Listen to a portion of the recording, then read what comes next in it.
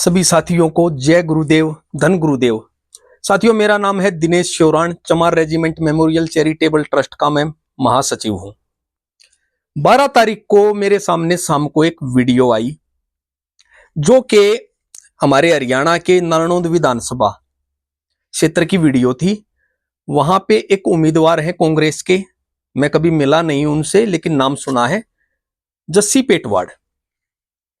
वो जब नामांकन भरने गए तो उसके बाद कुछ टीवी रिपोर्टर वहां जो ग्राउंड में पब्लिक मौजूद थी उनका इंटरव्यू ले रहे थे। तो उस दौरान उनका कोई समर्थक, कोई बुजुर्ग इंसान है 80-85 वर्ष का, तो वो हमारे समाज की नेता आदरणीय बहन कुमारी शैलजा जी के बारे में एक टिप्पणी करता है।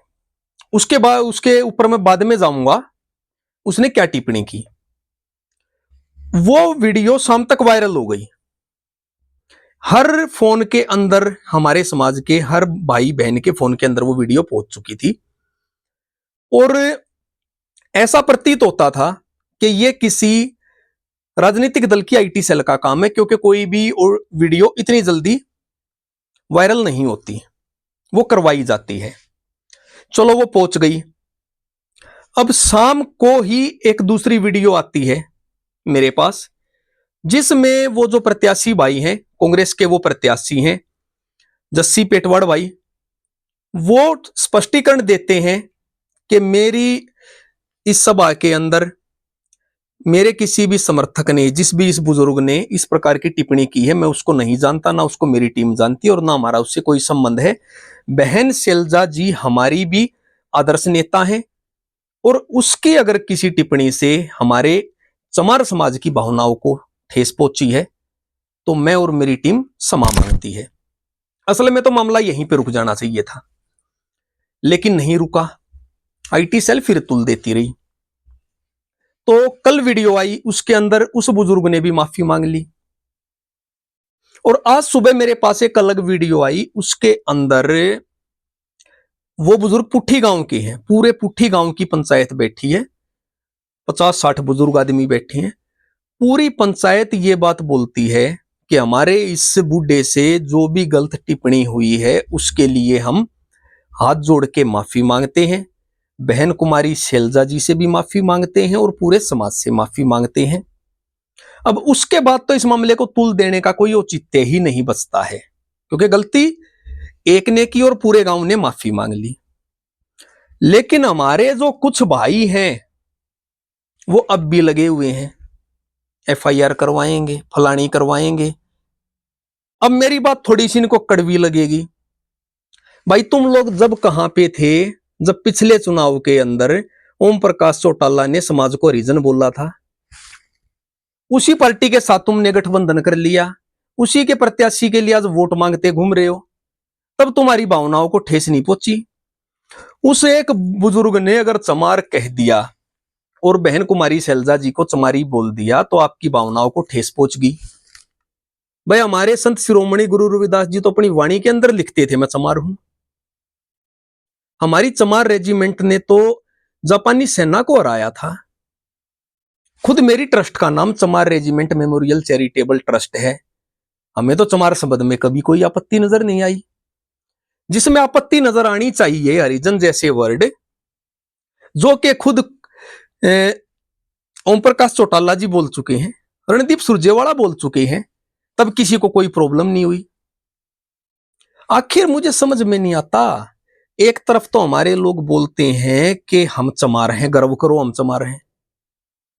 भाई, हम चमार हैं तो हमारी जो महिलाएं हैं, बहन बेटियां, वो क्या होंगी? वो चमारी तो होंगी। अगर यही बात किसी ने ये बोली होती कि फलानी जाटनी नूचाव थी, तो क्या जाट समाज की भावनाओं को ठेस पहुंचती? अगर कोई बोलता कि बामणी नूचाव थी, क्या किसी की भावनाओं को ठेस पहुंचती? तो हमारी भावनाओं को ठेस क्यों पहुंचती है? संत शिरोमणि गुरु रविदास जी ने खुल के जब ये बात बोली है कि मैं चमार हूं, उनकी तो भावनाओं को ठेस नहीं पहुंची, आपकी को क्यों पहुंच गई? चमार शब्द को इतना बुरा थोड़ी है, और इतना ही बुरा है तो भाई क्यों बैठे हो इस समाज में? छोड़ दो इस समाज को। हमारी पहचान चमार से है और मुझे कोई आपत्ति नहीं है। मैंने मेरी टीम से भी इस बारे में बात की थी, किसी को कोई आपत्ति नहीं है खुद को चमार बोलने में। और ये तो ठीक है भाई, वो लड़का जो जस्सी भाई है वो इलेक्शन लड़ रहा है और इलेक्शन लड़ते हुए आदमी को ये होता है भाई मेरे इलेक्शन में किसी प्रकार की भी कोई डिस्टरबेंस ना हो, कोई रूमर पैदा ना हो, एक छोटी सी गलती से मैं चुनाव हार जाऊं। उसने अपनी तरफ से स्पष्टीकरण भी दिया, हाथ जोड़ के माफी भी मांग ली, जबकि उसका कोई लेना देना ही नहीं था इस मामले से। अब किसी के चुनाव के अंदर कोई भी आके अगर कुछ भी बोल देगा तो इसका मतलब प्रत्याशी ने वो किया, उससे उसका तो विरोध करना मेरे हिसाब से ओछी राजनीति है। आपको जिसको वोट देनी है उसको वोट दें, लेकिन हमारा जो समाज है ना वो इतना पागल नहीं है कि इस प्रकार के रूमर्स के अंदर आ जाएगा। मुझे ये भी पता है ये किस पार्टी की हरकत है, कौन क्या करवा रहा है, लेकिन जो संघर्ष करता है ना उसके संघर्ष को इस प्रकार के ओछे प्रोपगेंडो से आप मत रोकें। अगर उसके संघर्ष में दम होगा वो जीत जाएगा, उससे ज्यादा किसी में दम होगा वो जीत जाएगा। जिसको आप जितवाना चाहते हो ना उसको उसके मुद्दे पूछें, उसने समाज के लिए किया क्या है, तब समाज वोट देगा। तो मेरी आप सबसे अपील है, अब इस मामले को ज्यादा तुल ना दें, क्योंकि इस मामले को ज्यादा तुल देने का मतलब है दो कम्युनिटी के बीच में खाई पैदा करनी।